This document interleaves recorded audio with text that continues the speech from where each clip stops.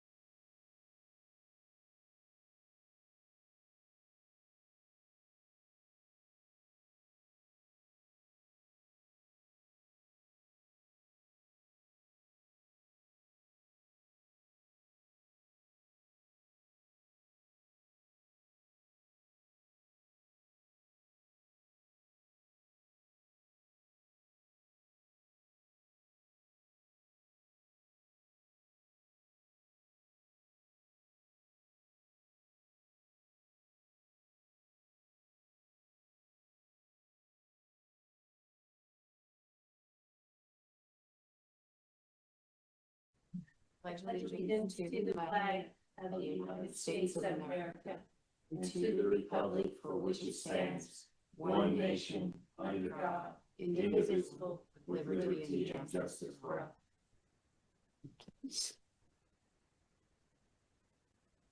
Okay, I will call this regular Board of County Commissioners meeting to order on Tuesday, July 8th, 2025. And the chair will move to approve the agenda as presented. Second. Any further discussion?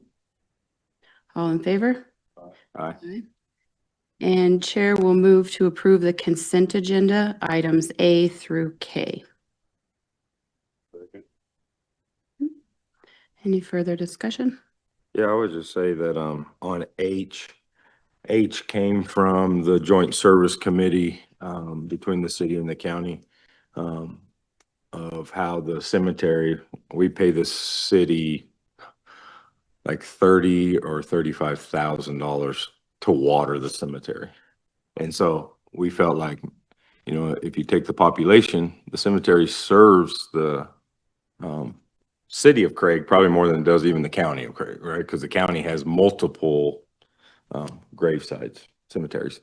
And so anyway, at the joint services, we talked about, man, is that something that we could work together, and it's not costing them any more money really to do that. And because if you drive by their fire hydrants, a lot of times they're dumping out water because it's not producing, or they're producing more than they can do. And so anyway, so the city council voted 6-1 to give us that and give us an MOU that where that water at the cemetery is donated by the city. So, which I thought was a great gesture and a great joint services thing. That's it. I'll just note on the updated agenda, we don't actually have that on the agenda today. We have a couple of things we were working on. It's nice to not have the outdated one today.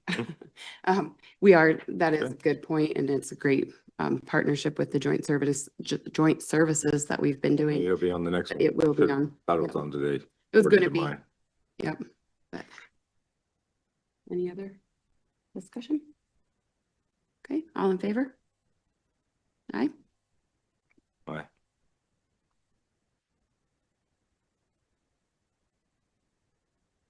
Is everything else correct on this thing? Or? Yep. And then we have a public hearing at 8:45. So, oh, sorry, public comment. Go to public comment first. Hi there, I'm Karen Stillion. I'm here again on behalf of CASA. Just a friendly reminder to please RSVP if you can make it to our legislative dinner. You should have gotten an email. It's not till the 17th, so I'm ahead of the game still, so you're not late. But would appreciate it again if you guys could show up July 26th, 6 to 8 o'clock. And if not, please RSVP. Like I say, I'm not the high enough pay grade, so I don't know when you RSVP necessarily. But I did find out that she did. So now it's up to you too. Oh, No pressure. I'm at a wedding out of town on that day. Oh. So just so you know that's the Okay. reason I'm not there. Will you RSVP? And say I'm not gonna be there. Yes. Oh, yep. Yeah. For So sure. that way it goes into the big system, so they know. 100%. Because Yep. mine, like I say, I'm an outlier. Yeah, for sure. Same with you. What day is it? The The 26th. 26th. It's a Saturday, July 26th. July 26th. I'm in Granby. Yeah. Sad. I wonder why they're doing it on us. To say to them, because we are the biggest, what's the right word? We use the most services kind of for CASA in Sure. our community. So if you think of anything that you want me to add, it's myself and Nate Hayes. Do you know Nate Hayes? He's a teacher in Hayden, but him and his wife moved here this last year. So we're the representatives from Moffett County. So if there's anything that you guys want me to take to the table, I'll be happy to do that Okay, thank you. between now and then. I'll write you something. Okay, Yeah. yeah, that'd be Yeah, I great. apologize. Yeah, no worries, like I say, but I'm like, I'll just come again and say it again. All right. Thank you. You. And there's a lot less people here, so I was a lot less nervous. Thank you. Anyone else for public comment? Allison? Hi, guys. Good morning. Morning. Thanks for the time. I'm Allison Anthony. Our group has decided that we would like to bring you kind of the latest news in voter happenings in the country. And so the things I've brought you for you today are just in the last 2 weeks, kind of a period of things that have been going on. The first one is that the Trump administration is launching the first national citizenship verification system to help ensure that only U.S. citizens vote. State officials can now check entire voter rolls against DHS and Social Security data before elections. The second one is about a vote harvesting scandal in Texas. 15 individuals have been indicted in Frio County, Texas, in an elaborate ballot harvesting scheme, including 2 former mayors, a county judge, and a Texas representative candidate. Back in early May, the Texas AG announced the arrest of 6 individuals, including public officials in Frio County, for participating in an illegal vote harvesting scheme. 9 more officials were arrested on July 26th, including a Democratic Party chair, 2 mayors, and a Frio County, Texas judge, who was charged with 3 counts of vote harvesting during her 2022 primary campaign. So those are 2. And then this is a big one. This is from a place called Election Watch, and they're describing something called smurfing. I don't know if you've heard about it. Smurfing is structured money laundering, breaking illegal large donations into thousands of small ones through unsuspecting elderly citizens. Named Smurfs, they are the victims. Political committees exploit a blank receipt type loophole, making tracing nearly impossible. This happens, and they've gone out to they've asked this person, did you contribute this much money 15 times this year? And these people are like, no, I have never contributed to this campaign. So those are the things, another things that's happening. This is another report from the same place, Election Watch. Logs obtained from ES&S voting systems show votes being injected well in excess of ballots cast at the county level. How does this happen? In the code, it'll say ballots to total 510, which means 2 blank ballots were fed into the system, and it generated 510 ballots in the tabulator. This is from line, they give the line number and the log number from the 2022 midterms. This is happening in several states. Maryland is another one. Kudos, let's see that they have found it in. When a voter or election official feeds a paper ballot into the tabulator, it is scanned, then converted to digital. Right here is where the chain of custody is lost, because these digital ones and zeros can now be made to do anything. Votes are not counted from the ones and zeros, so ES&S Voting Machine Company has 2 electronic files in their computerized tabulator code. It could be your ballot, the electronic image of it, which is sent to the secondary file named blank ballots. Yet you have no clue it's happening. These blank ballots are then adjudicated, meaning someone else besides the voter is determining who you voted for. Here, it is using the blank ballots as a template to inject votes into their EMS at the county level. That is what these records are showing. No wonder ES&S wants to hide the audit logs. So the logs show, say, ballots 8, and then it'll show total 4,058. Of course, you're not going to get 4,058 votes from 8 ballots, but you will if you're injecting votes. This is how they do it at the tabulator level. There's a 101-page article on this website explaining this in detail. Rumbeck is on it and others, where their software is used to adjudicate these blank ballots. So I can give you that information if you guys are interested in hearing more about that. It's called electionwatch.info. So thanks for your time. Thank you. Any other public comment? Okay. I think we'll move on to Human Resources Department, Rachel Bauer, before our public hearing time. Good morning.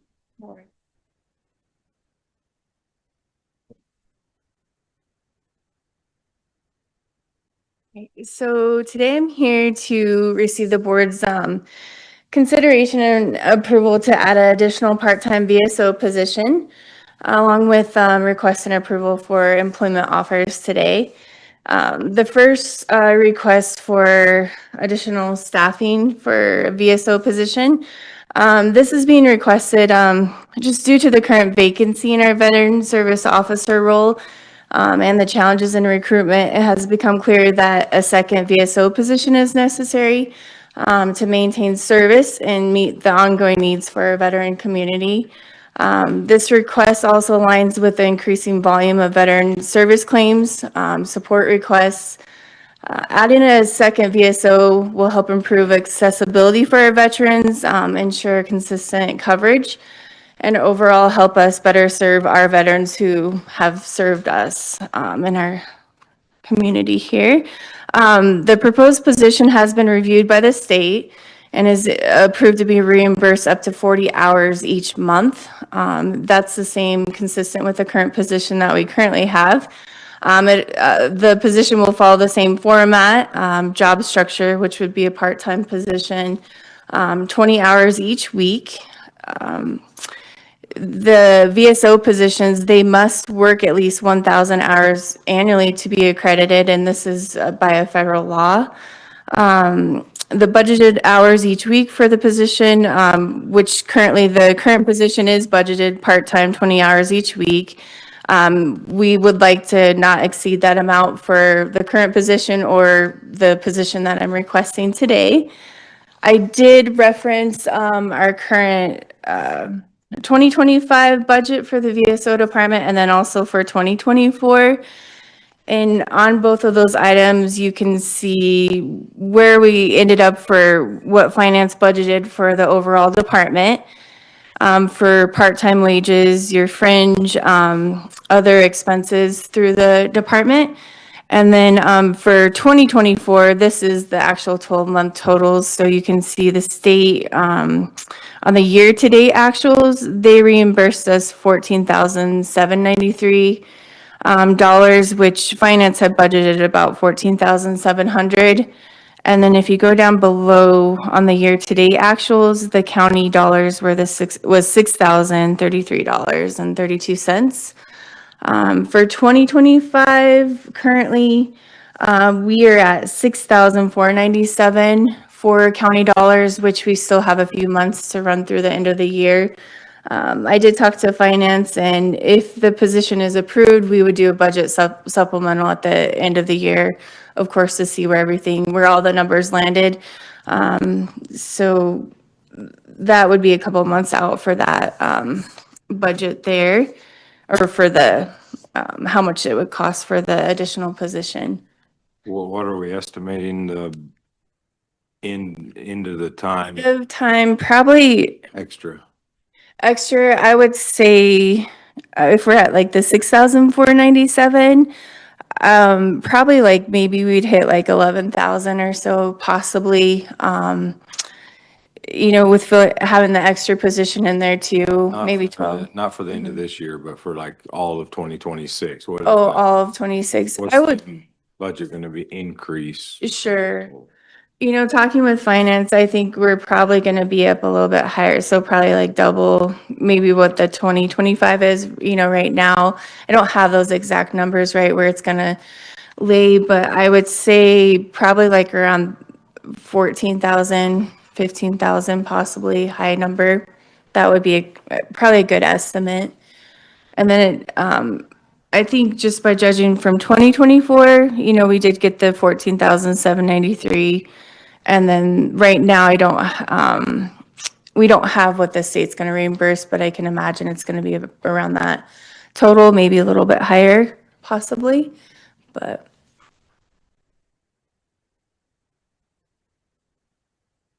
And then, do you guys have any questions on that? Right now, their salary's at 19,500, right? Mm-hmm, And that's working 20 hours a week. So correct. And reimbursed at half. it's actually reimbursed at 17, right? Or 14? 14 when I talked to finance. On- 14, we're only paying $4,500 for Mhm, this. So if it's 19 doubled, right? yeah, That's correct. And then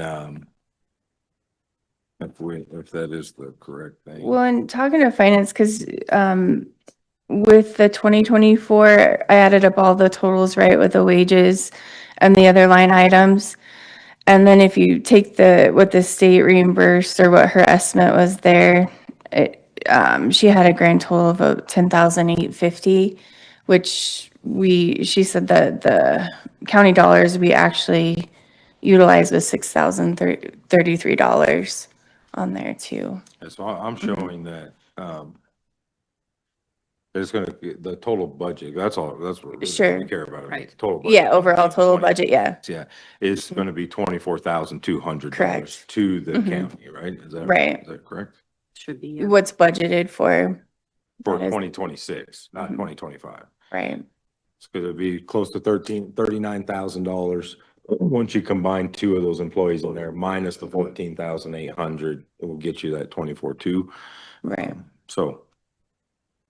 Okay. I'm good if that's roughly where we're at. I think it's a great asset to our veterans and to our community.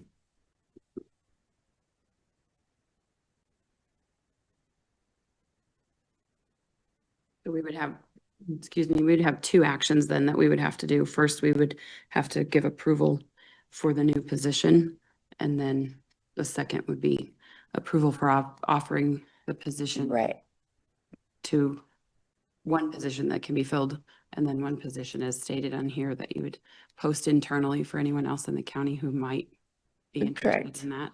Yeah, we'd like to open it up for all Moffat County employees, run it through the end of Friday. And then if there are no qualified applicants through that job posting, or if we have no further applications to consider, then what I'd like to request from the board is to go ahead and fill that position with the two, either or.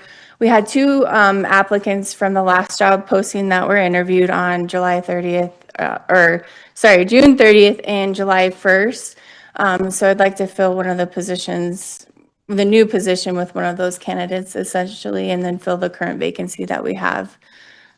This board has to be the ones that fill those positions, so we would have to make that suggestion on who's going to take what. So my suggestion is Mhm. that you don't, if you're gonna wait till Friday to Sure. post the, To close the posting. to close Mhm. the next meeting, we hired both and we can name names in that moment. Okay. Instead of trying to hire one and then open this thing back up and then do Sure. it again, I think we would be better off to approve the additional staffing this morning. Let you postpone that or post it for that week. Then we come back, even if we have to have a special meeting to offer those two positions, whatever, but I just Sure. think it would be cleaner and something that we have to, I'm not Yeah, ready then to make a waiting. decision today Yeah, on, Which is with. which one's which, yeah, so. sure. Yeah, and like to see if, we do get some qualified candidates through posting it internally too. They Definitely. didn't put in for the last one, so I don't know that they're gonna. No, this one. we haven't received, through the last couple of job postings, we have not received a whole lot of applications. But we do want to go ahead and open that, and we are required to open the job posting internally as well. So we definitely want to do that. And then, So we have to post it even though we've posted it like for the last 6 months. We gotta for post the it. additional VSO position, we do, since it's outside of our budget, and then also it's a new position created.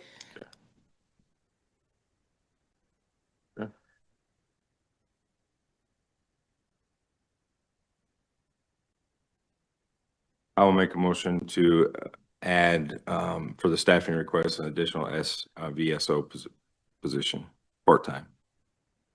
Second. Okay. I have a motion and a second. Any further discussion? All in favor? Aye.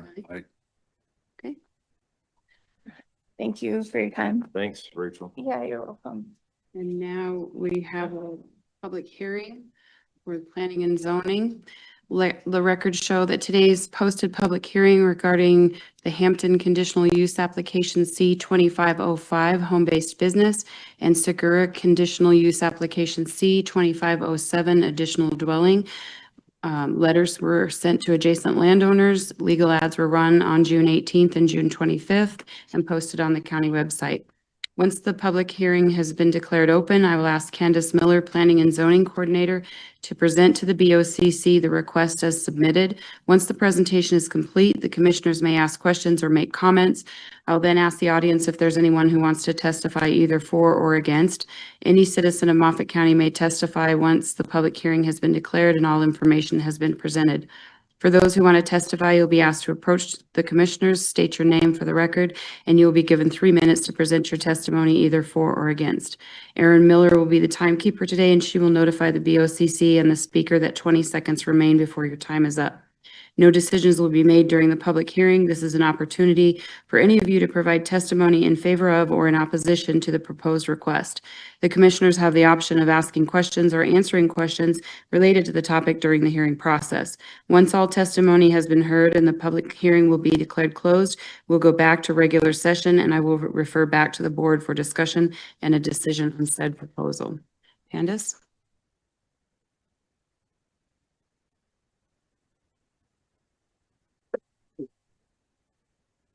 Good morning. So conditional use application C-2505, Stephen Hampton, according to section 485 of the zoning regulation, number 8, home occupations require a conditional use application. I received his application in addition to just a map showing where he is located. The business that he will be operating will not produce any additional traffic in the neighborhood. He will not have any kind of signage or storefront. Most of what he's doing would be very minimal, if any, visitors to the residence to make a purchase. Most of it will be shipped out or he will be delivering it. So he has no additional parking needs. He provided a list. All sales will be incidental to home occupation. No offensive noise or vibration, smoke, dust, or odors. He would be utilizing carriers such as UPS, FedEx, just standard delivery in the neighborhood. So no immediate, impact to the adjacent neighbors or traffic through the neighborhood. Notices were sent to the adjacent property owners. I did not receive any concerns in regard to this home-based business. The board reviewed this at our meeting last week, and they voted to they recommended approval, no conditions. Any questions for Candace?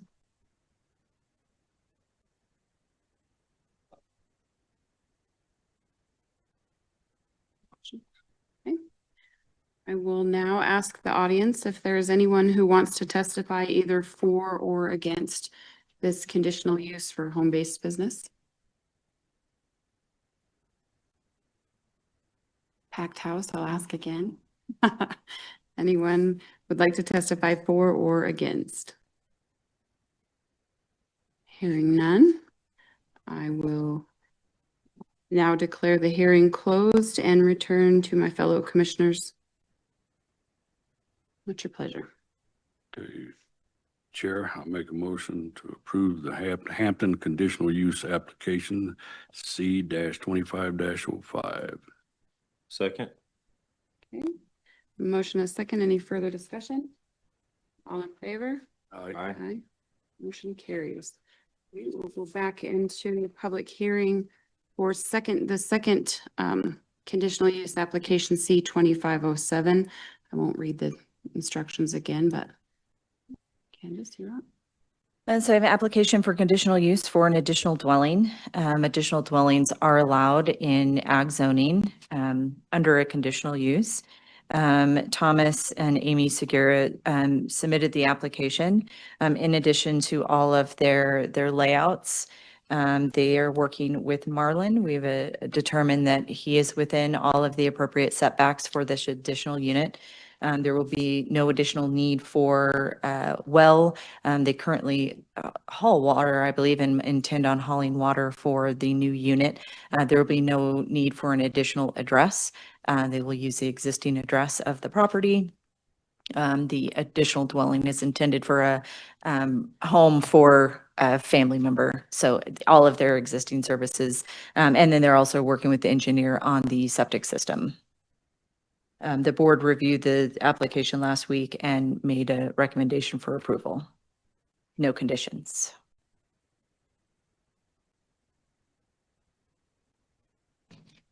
Any questions? Nope. I will now refer to the audience if there is anyone who would like to testify for or against conditional use application C 2507 for an additional dwelling. Last call.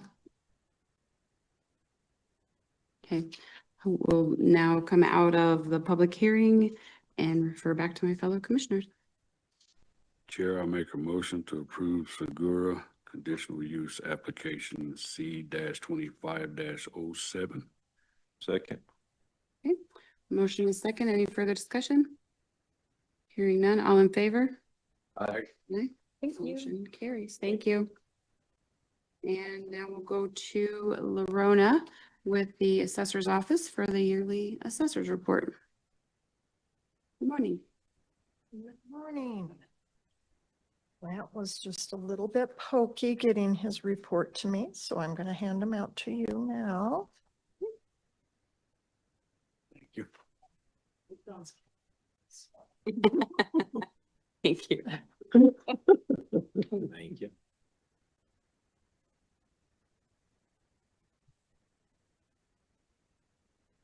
And you can just tuck those at the back of your. You guys do have your stack of Yes. stuff, Yes. all the fun things. Okay, so the first thing is the state abstract. You will, I mean, you guys have seen these for a few years now. Mm-hmm. It's definitely changed. There's a lot more columns. It's more complicated. But in the end, we did go up in value. We have gone up in value by quite a bit. Unfortunately, it's for 1 year. Next year, the state is going to shave values again. So, and that will go on for 10 years. Not sure how that's going to work. We'll see. So the complicated part does come from the split assessment. There's an assessment rate for schools and there's assessment rate for the other local governments. We won't know for sure until November what that exact rate is going to be, and which is going to make it very difficult for budgeting. Mm-hmm. For the schools and such. It'll either be 7.05 for the school, or it'll be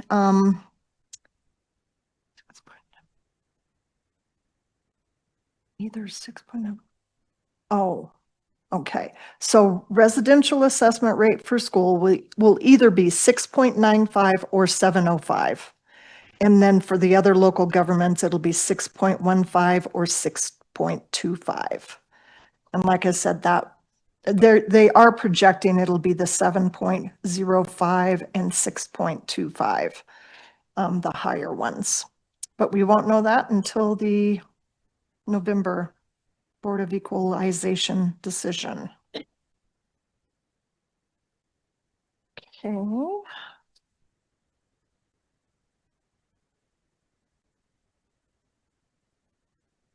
Exhibit A. It was a very active protest period this year. We had a total of 265 protests. A lot of that came from the $55,000 that was shaved off 2 years ago that was required to be put on this year. And that, of course, also bumped up our total value. Out of the 265, 241 of them were residential, in which those had the 55,000 put back on, and 24 were commercial. 110 of the properties were adjusted and 155 were denied. On personal property, we had no protests. We have received one CBOE protest that will be passed on to you guys, Now residential. residential.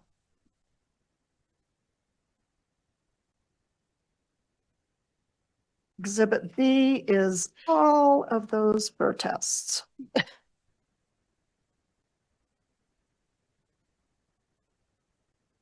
Why I didn't paperclip them together, but I didn't.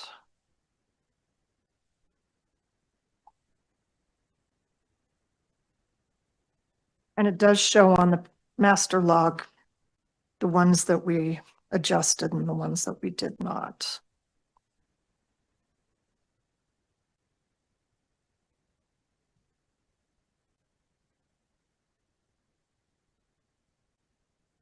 Exhibit C are just no declarations.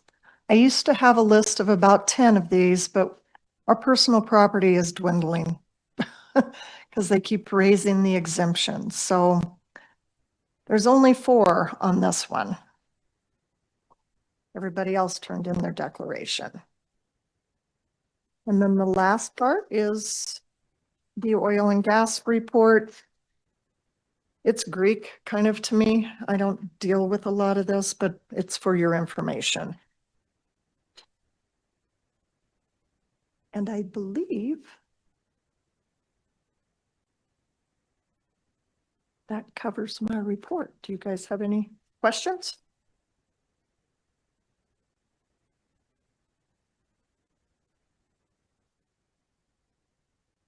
You heard anything else on that senior exemption thing? I've not heard, and we won't.